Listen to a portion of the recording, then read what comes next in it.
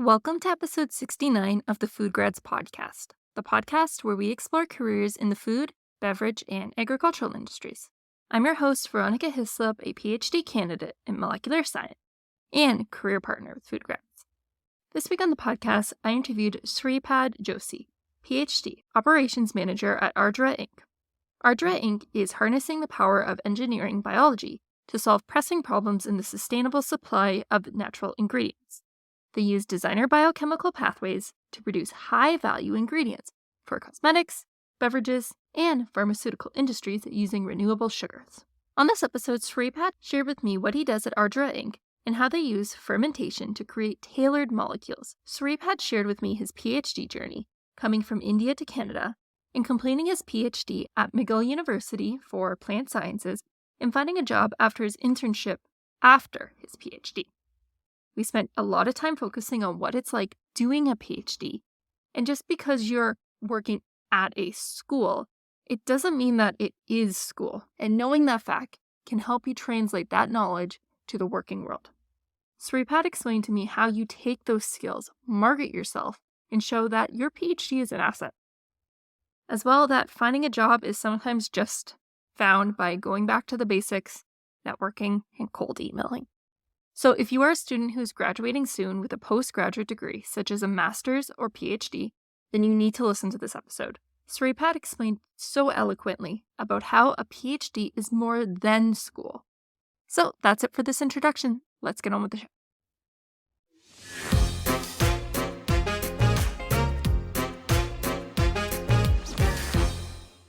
So thank you so much, Sripad, for taking time to come on the show.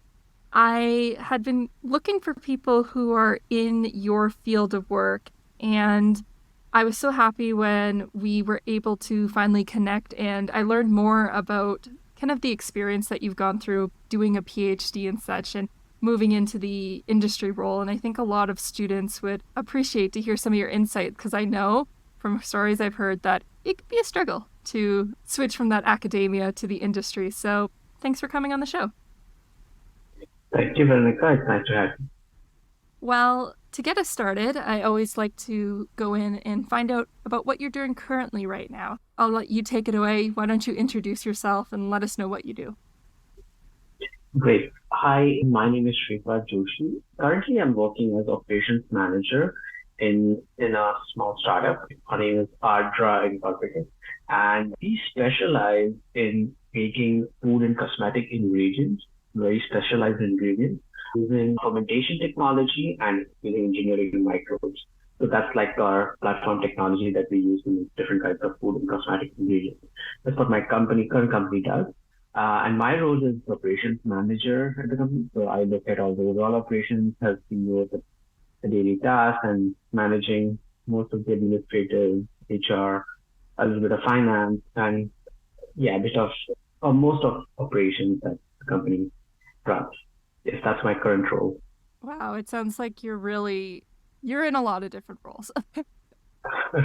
Yes, usually startups, they have this kind of structure where there's no specific department to start, right? Like, it's more of a mixed culture and you get to learn a lot. You do a lot of things. Well, one thing that stood out to me is, again, you did mention fermentation, which I think is a very, I want to say trendy, but I can understand why it's a trendy aspect to look at in agriculture right now. For those who maybe don't know well, what is fermentation, at least in this context? Okay, so fermentation is basically using microorganisms to drive up chemical reaction, in a reactor or a fermenter. It's very similar to alcohol fermentation or making wine or beer. It's as simple as that. But in our case, we use precision fermentation. So ideally, we know what organisms we are using, which are engineered in the lab, which we are using to make a specific product using a raw material or an input substrate. So that's a very precise fermentation or chemical reaction that we obtain using the precision fermentation technology. Alcohol fermentation or making wine or beer is more crude, and this is more precise, but the technology of fermentation is still the same. It's using microbes to drive up a chemical reaction and making ingredients. That's how simple it is. Okay. See, that would make sense because I could imagine, like, maybe in the beer making process, you're not trying to find as very specific, I want this molecule, or I want, you're just looking for an overall flavor. Like you are playing around with fermentation, but maybe with your operations currently, it's really trying to nail a particular one, and that's what would make it precision, correct? Yes, that's correct. And also precision because we use engineered microbes. We don't use general yeast strains, which are used in old techniques like beer making. But we Oh, use bacteria or fungi for that matter, which are engineered, bioengineered to make a specific compound, make a specific reaction happen inside the fermenter. okay. That's why we call it precision fermentation. Okay. That is so cool. And as difficult as it sounds easy, it's challenging, but it's fun and it's exciting to work on this technology. Oh, that is so cool. I could see why, because I guess that would be because you're using organisms, right? Like that would make it a natural process.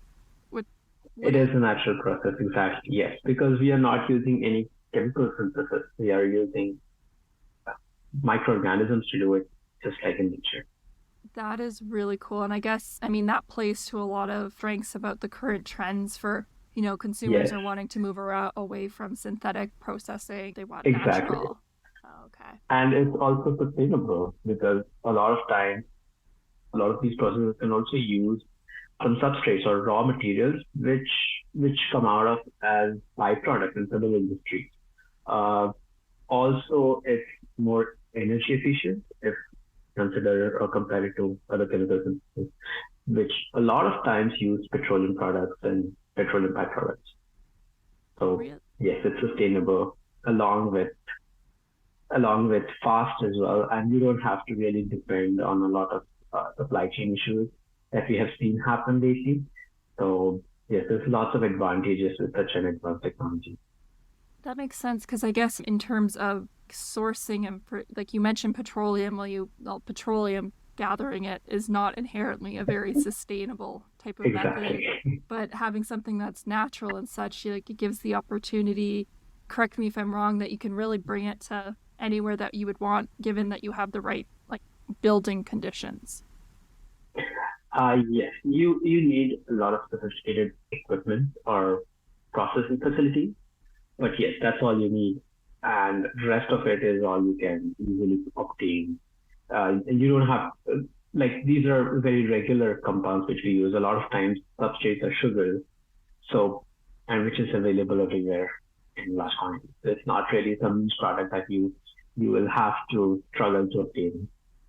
Well, that's really cool. And like, I'd love to know, that sounds like a very, I say biological, but I guess it really is. But like, how did you get into something like this? Or like, how did you even find out that you wanted to do it? I know that you did a PhD, so I guess this would be probably the perfect opportunity to maybe, if you could maybe walk us through your career journey, starting from why you decided to do a PhD to what your PhD was, and then walk us through those steps.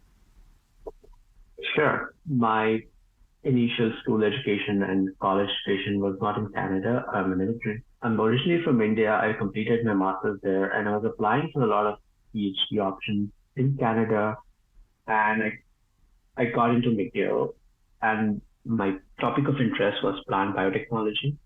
So my PhD is in plant sciences, but my focus of dissertation was more into applied biotechnology, and I worked on. A lot of people might be aware about CRISPR. CRISPR is a gene editing technique which was developed a few years, a decade ago now. So my PhD topic had a lot of CRISPR gene editing in it. Along with that, I also had a lot of bioinformatics that I did it during my dissertation. So my topic was on potato and a pathogen that troubles potato production. I mean, potato crops, which is called as Phytophthora infestans, and it causes a disease called as late blight in potato. So my broad theme was trying to understand why some strains of potato is able to fight these disease and some are not. So I was trying to more understand this on a pathway level and trying to understand how different metabolites play a role in fighting against this particular pathogen in potato crop. So yeah, that was a broad topic. And yes, that's about my PhD dissertation. But after my PhD, I was more inclined towards applying to positions which are not in academia. I think very early, I would say not very early, but in the mid of my PhD, I realized that I'm more suited for something more industry and applied sciences rather than going into academia. That was my focus. So I started shaping my expertise that way. I tried to acquire lots of business skills and things like that. And that yeah, that's how my PhD went. But it when I tried to get into industry, it was not as easy as it seemed for sure because yes, I did. It was not like position was offered to me right away after my graduation. It wasn't that easy. So what I actually did was after my PhD dissertation was about to end, I was submitting my thesis. I did an internship with a business school, with Ivy Business School in the University of Western Ontario. So my internship was very focused on business side of things, but it did have a lot of science and plant biology attached to it. So if I could just explain quickly about it. For sure. Uh, so it was something about circular economy and how food industry and food and agricultural industries try to generate new products or try to upcycle byproducts of these from other industries or from other companies. And I was trying to map it and try to understand what are the challenges in upcycling those byproducts of these from one company to others. And yes, it was more towards agriculture and food sciences, but it was more the business side of things and trying to understand the constraints, the challenges, and how industries treat these kinds of waste. Yeah, lots of aspects towards finding right way to use the byproducts and waste of agriculture and food industry. That was that's how I got into more business side of things, and then I applied to a few jobs. I got it that I was working for a bit in cannabis industry, which was very interesting and very close to also my PhD topic because plant sciences is what cannabis industry does. But I was into product development, I to develop a lot of cannabis infused edibles and products. So yes, I got a lot of understanding about business in that field. So that's been the journey. Congratulations on, taking each step of those journeys. I could imagine that there was some difficulties along the way, but Yeah. I'm actually really impressed at how I would have never expected you to say business. Like, you think PhD, you would naturally do maybe like a postdoc that's more technical. Like, I feel like that's a natural step that a lot of individuals do take, but you did get into like a more of the business side. So how did you find out about that opportunity? It was not that opportunity was advertised somewhere or something like that. Not That's not how it works. I was just trying to see what because it was an internship, so I could apply to anywhere, any industry or academy. So the internship actually I could do it anywhere, and I happened to just read about a few articles published by one of the professors working at Ivy Business School, Yuri Gladwell, and he was working on circular economy in food industries. So that's how I got into there, just like cold emailing and trying to see if there is an opportunity. And it was more like something that I was interested in. I was really interested in that topic, and I knew that I could learn a lot if I do something on the business side of things. So that's how it was. It wasn't really an opportunity that was advertised or something like that. It was cold emailing. And I think that's something to know that a lot of times it helps. Maybe there is no opportunity that you see advertised somewhere, but there are opportunities which people can create if they feel that you're interested in something or uh, you're motivated to do a certain role or you're motivated to do a certain project. So it's never harmful to write a cold email to someone if you think that you're interested and motivated to do. I think that's a really good point because I know as much as everyone says to network, and I fully agree. Like, I mean, networking has given me some opportunities. I've also in the past, when I was looking for my first co-op position, no, sorry, not my first co-op position, it was my fourth one. I don't know. I was just really struggling to find a co-op. And I was emailing everyone. And I eventually did find a company that I had cold emailed them to at least just give me an interview. And I mean, ultimately, I didn't get the role. But the fact that they even entertained me just through an email, and they're like, no one's ever emailed me for a co-op position before. And I was like, oh, I guess it worked. So I guess there is some merit into doing that. I would say yes, there's a lot of merit. And a lot of times what happens is maybe they don't have, a lot of people may not have positions right away. But if you are in touch with them, at certain point, there may be a position and they will remember you. That's the best part about cold emailing and networking. It may not happen instantaneously, or sometimes if you're lucky enough, it may even happen instantaneously. But yes, it always helps. But and not cold emailing will never land you anywhere for sure. Mm-hmm. That opportunity is gone. Yeah, and then as well, I guess thinking about like manufacturing, if you do choose to go into food processing, but I could imagine this applies to every industry, is that if you have your email or you've cold emailed them in the past to the point that you just made, by having it on file, it might save them a little time because then they don't have to put out a job description and all that. And if they see that you like match, they're like, oh, I don't have to spend all this work. Exactly. Yeah, that's true. And a lot of times industries don't even advertise something, even if they know that they want this position. And if they find the right candidate and if they see that you as a candidate are motivated enough to take up a project, they can even offer you something part-time or something to start with, some hurdle to start with. And then maybe you'll be reinstated into a more regular position. So it's not that they may offer you immediately. They will first test you. They'll first see that, okay, are you motivated enough to do the job? And maybe when the right time comes, they will offer you the position that you have been waiting for. So never say no to something that comes your way. That's what I feel is the right thing.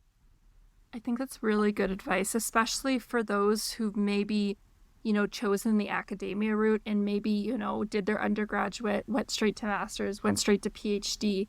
You don't have as much, work experience, just basically have the path that you've done. And even at getting your foot in the door with the part-time work, it can lead you to, places you don't really know that was going to happen. I agree. But I just have one reservation, and I know a lot of people call this, but PhD or even an advanced degree in master's, a lot of people consider this as education and not just work experience. But in my opinion, it adds us very close to working in a full-time job, especially with PhD, because you do a lot of things that you can still put up in your resume as work experience. Like, for example, managing student interns or managing your incoming new graduate students or training them, or maybe if you have any interns coming into labs and like training them on a lot of different aspects. So this is kind of a more supervisory role that a supervisor in any manufacturing or any other industry does, right? So my understanding is it's not only like education that you take in PhD, it's also some work experience that you do. A lot of people who are in academia do a lot of teaching assistantship, and that's also a work experience because teaching is work. It's not something that you just do for learning, you teach. So I feel it's just about perception, but I do understand that industries do not consider PhD as work experience because they do not understand what people do in PhD. A lot of industry hiring managers or even people working in industry, they do not understand what a student does during a PhD.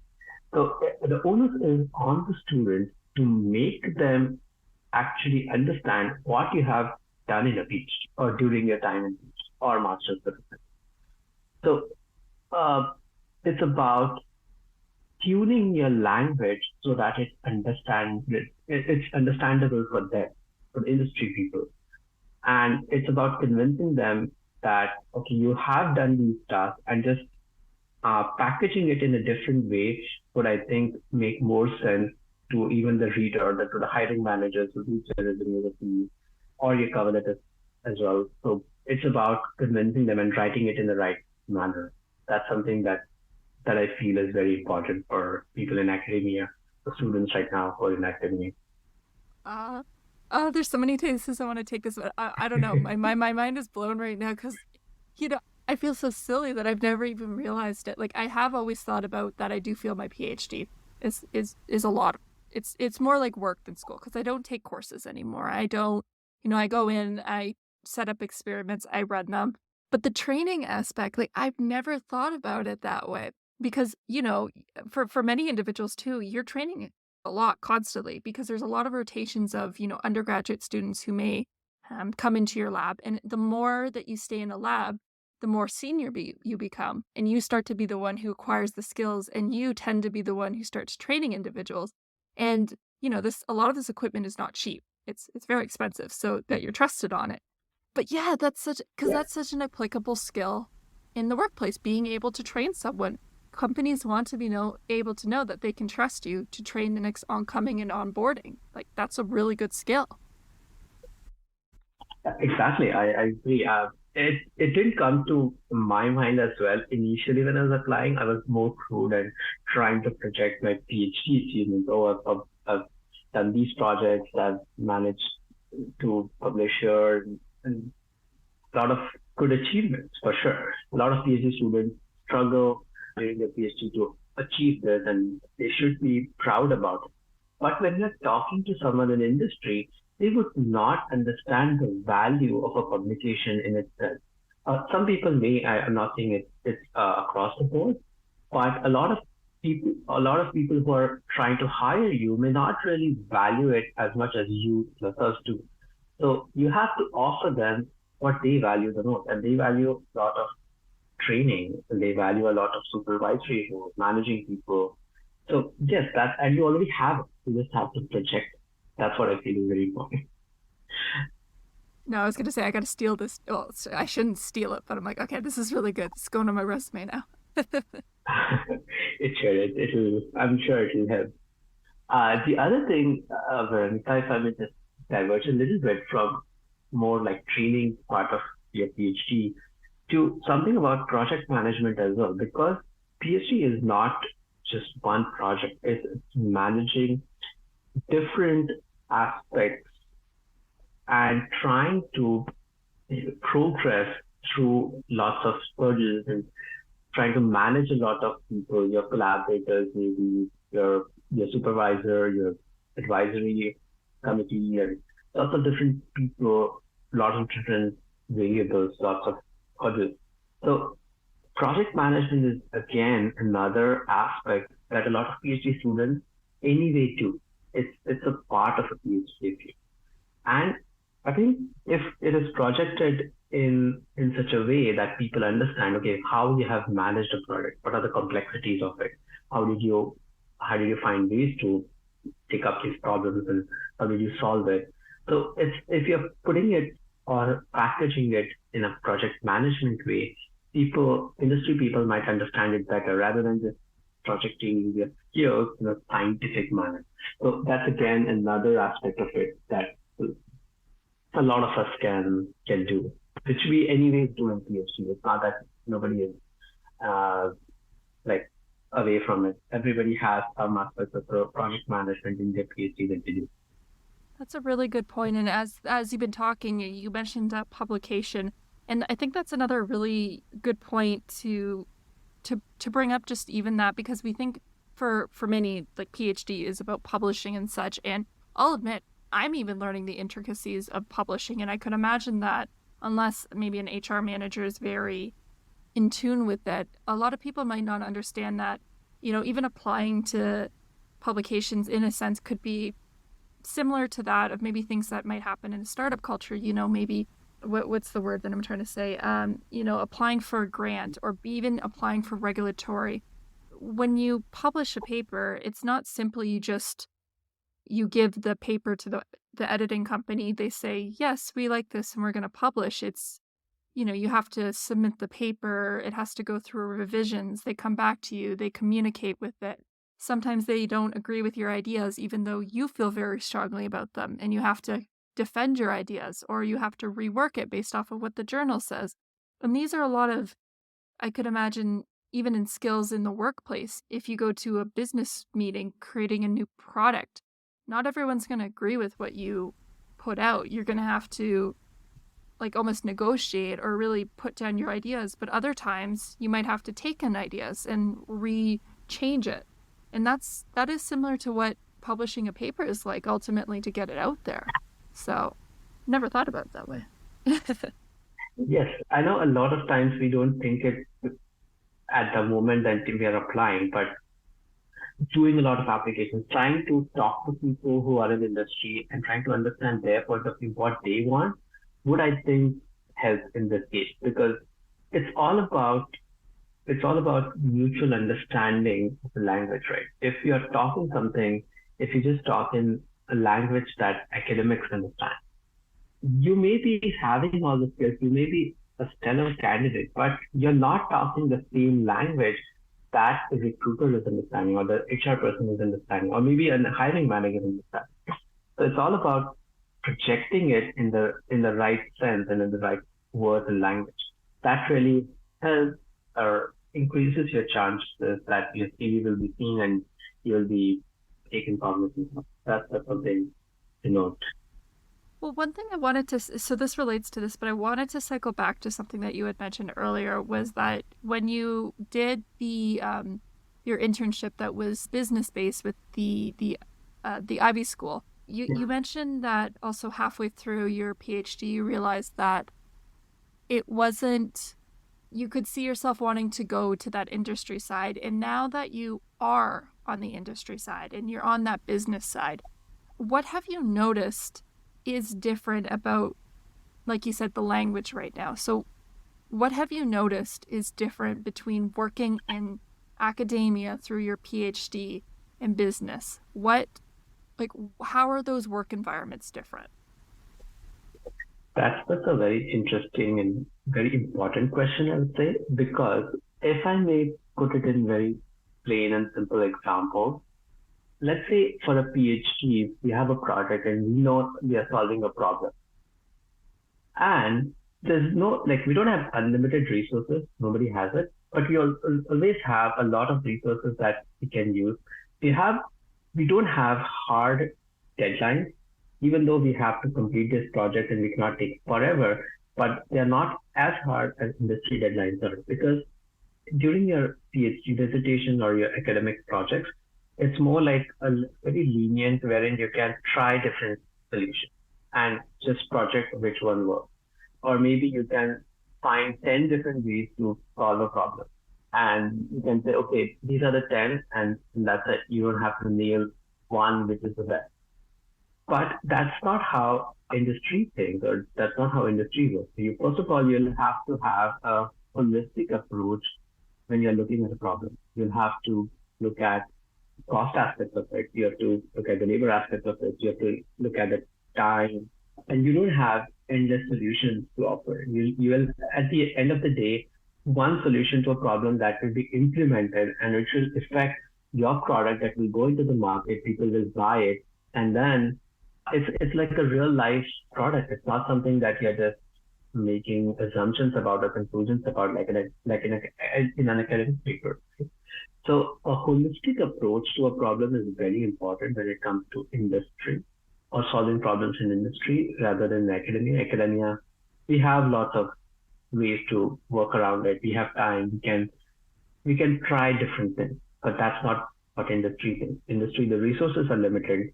Your time is limited. Your money is limited.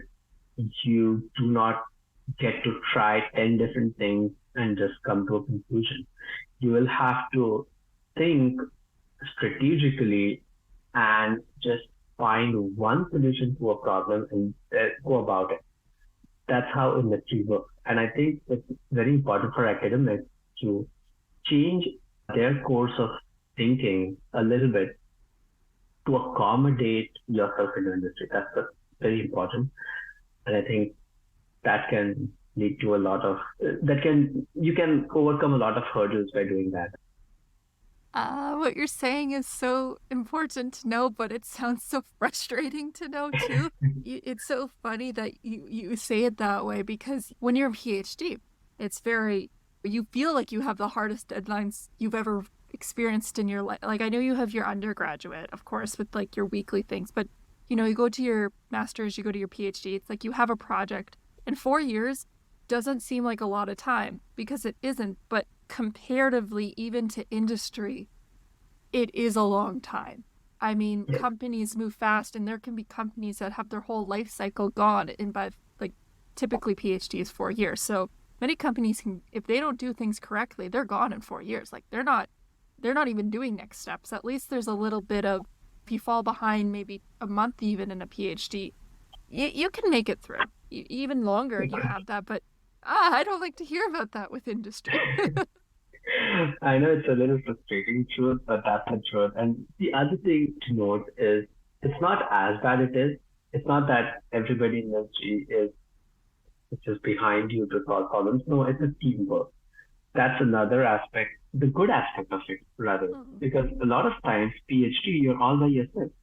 You are managing your academic work, you're managing the lab, you're trying to write grants, you're trying to complete all the academic necessities that has to be done or prerequisites that has to be completed. So it's all by yourself. It's your project. It's only you who will do this. But industry is not you alone. It's a teamwork. So it's also good. And I think industry departments, if it's a big company, a lot of departments, a lot of other people to help you solve problems. It's not just by yourself that you're doing it. But what I feel is important is to change your mindset in a way that you have to think holistic. That's very important. And yes, you're not alone when you're working in industry. That's also a sweet thing about it. Okay. Oh, okay. Maybe that sounds a little bit nicer. That's good. Did you find that for yourself personally, you've been speaking to all these types of things. Did you find difficulties with this transition going from that academic space to industry? Like, was there anything that you really had to overcome yourself that you're even now trying to get through? Yes, that is true. I'm still trying to overcome my scientific mindset. Even now, I sometimes think as a scientist. I think as a person who is from science background and not really a business person. A lot of things, it's even today it comes, but I think it's just transition, and it's not even bad. Sometimes you will have to think like a scientist. It's not that scientists think differently, just that their approach might be a little different. So it's not bad, and people understand it. Sometimes it's appreciated as well, and it's necessary. So don't give it up. Just that you'll have to learn to transition between a scientist and business thinking whenever it's needed. So you need that switch. And I think to get that switch, it will take time. Even I'm for myself, even I am still learning. It's not that I've perfectly mastered it. I still have this dilemmas on how and what approach to look and how to think in two different mindsets. But yes, it happens. It happens gradually, and it's not that difficult. I'm just thinking about it because again, I've been very much through part-time work or even doing the product development in the sense that scientific mind, sometimes I find it's very easy as a scientist to get very caught up in your own way of thinking that you forget that not everyone thinks like you. Like not putting yourself on a pedestal or any of that type of thing, but you have a way. You've been taught since if you did it like a science degree, and this might be different with other PhDs, but with a science degree, you've been taught the scientific method. You have a problem. You go do X, and then if X doesn't work, you go through Y. And that's just how you approach a problem. And you kind of forget that there's other ways of going about things. And to not feel uncomfortable, like it's okay to feel uncomfortable, but it doesn't mean that if someone thinks differently than you, it's not a personal attack or anything. It's just No. a different way of communicating. Yes, that's very important, Eric. I feel it's important in general life, right? Like criticisms is not always something about you, but rather it's just a different way of thinking. And I think that's when, I mean, when people try to come up with different ideas, that's when you actually synthesize a better solution. So it's very important to keep your mind open to criticisms, open to people who can think differently and appreciate that and try to understand what are the good things or what are the important things about other perspectives. And I think that's when you can find the solution. It's very important in industry and for that matter, even in general life, like, you have to be open about it. And I think it's very important for PhDs or advanced degree grads to understand this when they're transitioning, that they have to learn by other people's perspective. That's where the knowledge is. Well, to that note, and actually one of the things that I did want to talk to you, when I had recently gone to a networking event where I was representing food grads, but I was really fortunate to speak to a lot of different PhDs who are maybe like in their first year, or sorry, not their first year, their last year. They're going to be transitioning out really soon. And one of the things that a lot of them had mentioned was that they didn't want to, maybe they were doing a PhD on food safety, for example, and they wanted to break out into industry, but they didn't want to go into a QC position or QA position. They wanted to go into something that was more of a senior position. And I just want to get your opinion on that because I don't know. Do you think that PhDs should be expecting to get a non-entry level position when they graduate? Or is that should that be an expectation, or should they push to really get a position that's more in that field? This is a tricky question because a lot of times, and it's a case-based scenario, so I wouldn't say that everybody thinks or thinks the exact some similar way, but a lot of times people do offer you higher positions if you're a PhD because they understand the work that you have done in your PhD or during your PhD. But that's a very minuscule minority in industry because a lot of times people don't understand. So if you're lucky, you will get a higher position. But instead of, I would say in a very more realistic scenario, instead of waiting for that position for 6, 8 months or maybe a year, why not get to a lower position, work your way through, and trust me, it's always true that a PhD will shine in that scenario because they have those skills. They may not be just projected on your CV in the way that people understand, right? But you do have those skills.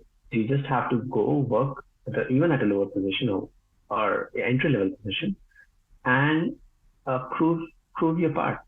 It's as simple as that. It's just anyways waiting for 6, 8 months or a year, finding the right position, get to an entry level, work your way through, and then your chances of getting into a higher position is higher than just waiting for it. That's what my understanding or my perspective of it is. But nevertheless, I would say that it's no harm that you aim for not an entry level position, you aim for a higher position, which is totally true. You've worked hard for your PhD, you've done a lot, you've achieved a lot. There's no harm in expecting that, but that's not the reality how it works because it'll take you time to get to that position. Unless otherwise that the company that you're applying to exactly works on the work that you have done with PhD and you're going to a more scientific role, then yes. But if you're going to operations role, if you're going to any other kind of roles in the industry, then I think you'll have to work your way through. That's what my take on it is.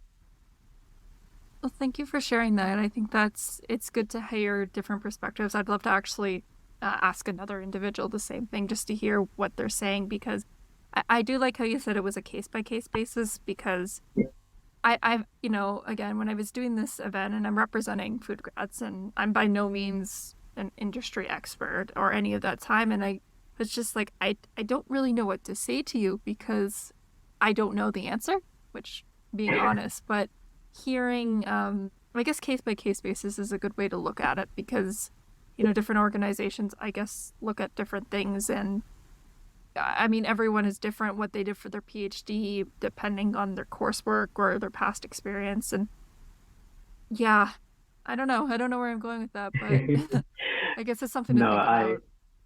yes, it's something, and also one more thing, we're going to notice a lot of times as a PhD, you're more suited for an R&D role, or for that matter, like more scientific role, even in any industry, right? Mm-hmm. Because that's your expertise. So you can contribute more to a R&D project or R&D team. But R&D team is smaller in any industry you take. It's the smallest team of all. So there's lots of competition there. And the other good thing to do would be to get into company, even at any other position, at an entry level position, but you are inside the pool, and whenever there is an opportunity in R&D or higher up, you will be considered the first because you're already in. You're a part of the team, and your chances of getting hired is much higher there rather than just applying for a position when it opens up in I R&D or any other operations for that matter. So that's the advantage of getting inside first, putting that step in, and then it all works out. That's a really that's another really good point to it because I'm really happy that I've had the opportunity at least to even do co-op positions to be, working QA on the floor, work QC to really get on the line and understand things because it really opened up my eyes to just have things work in the real world and just seeing like different languages of like operations and such because um I never would have thought prior to those co-op positions that I would actually like being in a processing plant because it's just like nothing I've ever been in before. I mean, you can work in the lab, but once you start to see the giant vats of things and the meat, the movement of the people and talk to different individuals and such, it makes you open your mind that things do not work out on paper. I mean, you could Yes, obviously see that with the lab work, but it, working in a manufacturing facility, like there's nothing like it. It just opens your eyes to scale, and I think that's another thing that I think most people who have done research also know is that going to scale is totally different than benchtop. Like you just don't get prepared for those kinds of things. that that is well said because that's reality. It doesn't work as we think it is. We can prove a lot of things in lab on a bench scale experiment, but that doesn't translate to a large scale industry level operation. It's totally different. The dynamics of it is different. The pace of it is different, which we don't really realize sitting in the lab. And other thing is in a lab, okay, today it doesn't, this experiment did not work. That's fine. I can push it to tomorrow or next week or whenever my mind is right. But that's not how industry would take it. Industry would, no, you Uh, have to find a solution now because things are running and if it has to stop, it will cost us a lot. It will cost everybody a lot. So you cannot say that you can find a solution tomorrow or next week. You have to find it now. It's a fast-paced environment, and yeah, you'll have to. It's a learning curve. It's fun too. It's not that you'll not like it. I know it's a very fast-paced environment, but it's fun and it's nice to I, work in industry.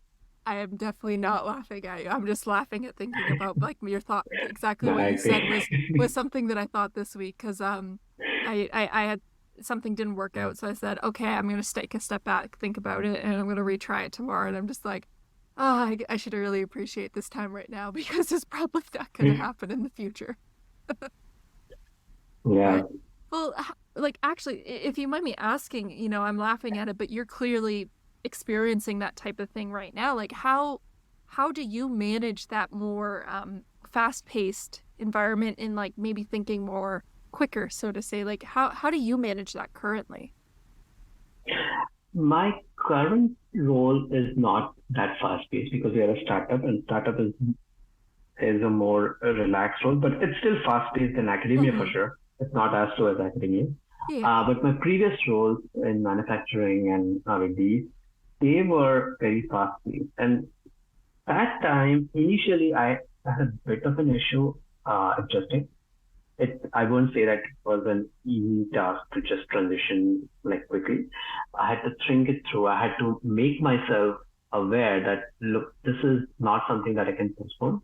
This is not what I can easily do. A lot of things are dependent on it. So it's just changing yourself, training your mind to think like what is at my disposal right now and how I can find the solution right away with this.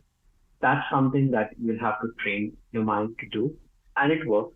Also, when you join a company or you join a new role, you're not expected to perform everything right away, right? People allow you to learn, people allow you to make mistakes. That's given. There's someone to guide you along, there's someone to always train you. So it's not that you're expected to do everything by yourself, like in PhD. That's the good part about it, that people are there to show you the right thing, tell you the right thing, and also train you. So yes, there's help, unlike PhD, wherein you're just by yourself trying to figure out things for endless time. That's not how it works. And yes, that's a good part about it as well. Well, it's good to hear that, you can change your perceptions and such. And I'm just being mindful of the time and such. So we are coming to the end of our show, and I always like to ask your guests a piece of advice and such. So I don't want to leave you without asking that. So I think I'm going to try to make it a little more specific this time. I know we've touched upon this before, but let's get really specific on it. And if you could give one piece of advice to a soon-to-be PhD graduate or a recent graduate of a PhD program who's looking to enter into the industry after academia, what piece of advice would you give? If I would say one piece of advice, then it is, if you want to transition to industry, it's a nice work environment. You're not as stressed as you're in PhD. So take that as a good thing, and you'll be more relaxed in your new job rather than the stress of the PhD. So always keep that in mind and work all that. The other piece of advice is try to see how you can implement all the skills that you have learned during your course of PhD to a real life world problem. It's not that academic problems are the ultimate problems. There are more other problems, and try to imagine scenarios or try to work around some problems which are more real life based problems or more manufacturing problems, industrial problems, or any general real world problems, and try to imitate those solutions that you have learned or training that you've had in solving those problems, just in your head or your mind, or some exercise or something like that, just to train your mind to be ready for the new role that you're taking up. Well, that's really great piece of advice, and I'm going to leave it there. Thank you so much, Sripad, for taking time to come on the show. I think that this has been a really great episode, just really honing in on that PhD experience, going into industry and such, because I think that it's a valuable conversation to have and have it out there, because I think that, people, it's a hard time doing a transition from, I could imagine going from any industry to something else. And the more knowledge that you have, and I hope that episodes like this really help those students that are listening out there. Thank you so much for taking time to come on the show. The one last question I have to ask before I do actually let you go is, where can people find you? Yes, thank you, Veronica, for such a nice conversation. It was really nice to talk and also go back to those old days and see what wisdom I've got so far. So yes, it was great talking. I'm really glad that I can help others. And I know a lot of people do struggle transitioning into industry from academia. And I know that struggle. And I think if I can help anyone, it would be great. Anybody can reach me on LinkedIn, or yes, any other social media. But yeah, LinkedIn would be the best option to reach me at. Amazing. I'll make sure to link that in the show notes so anyone can find that out. But once again, thank you so much for taking on the show. This was a great conversation. Thank you, Veronica. It was great talking.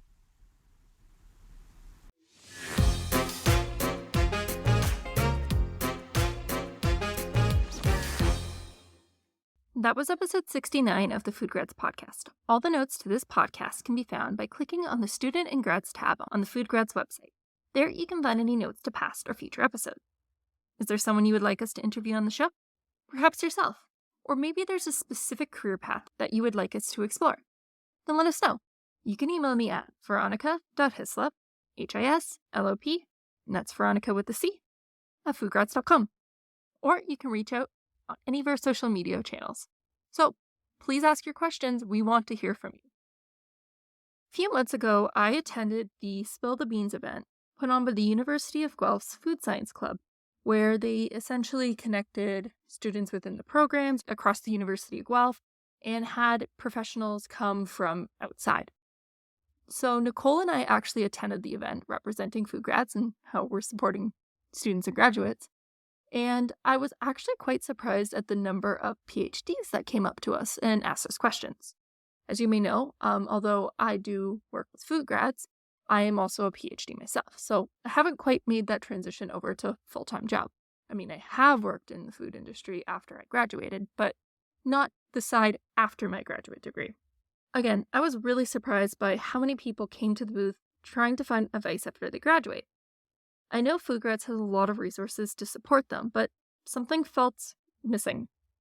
I felt that we had the support resources, but I really wanted to have more stories of those who have actually made that transition so we can really give good advice. So when I met Sripad, I jumped at the opportunity to get him on the show. I think that he has performed many feats that the individuals who came up to the booth were asking, especially coming to Canada from India, completing a PhD, and taking that leap to industry. For many, Sripad has completed what I think many individuals consider to be the dream. But I think you might have noticed that it came with a lot of self-reflection and figuring out where he fits in. Science is awesome. However, not everyone understands that, so you need to translate your skills and your knowledge into something that others will understand and figure out how you fit into different dynamics. Sripad did such a good job explaining that throughout the episode, and I really think that's advice you should take if you are in the same position or you will be in the future. Our food system needs all different kinds of people to succeed, so take time to reflect and see what you've done. Like Sripad put it, a PhD is work. It's not going to school and take courses. You didn't just sit in front of a computer for 4 years and do these things. No, you were experimenting. You were training others. And I apologize if I'm focusing on the sciences. It's just generally where the PhDs in the food space generally sit. But this does also apply to those doing more computer-based, technical, analyzing data. There's a lot more to it than just being by yourself in a room for 4 years. No, there's a lot more. So you have to be the one to really explain that to others, because think about yourself in your first year of your PhD. If you're like me, you didn't really understand what a PhD was at the time, like proposals, all that. But you really, as you continue to go on, you start to learn. You went to conferences, you started to write, you started to meet new people, you started to train, you started to look at different techniques. Like, these are all skills that are very valuable in the working world. But those who have not gone through a postgraduate or know someone who's been in it might not understand that. So you really have to do your work and show how you're different in these respects. So keep that in mind. Again, thank you so much, Sripad, for sharing these types of things in as well. Anyways, that's it for this week's episode. Thank you everyone so much for listening, and I will see you next time.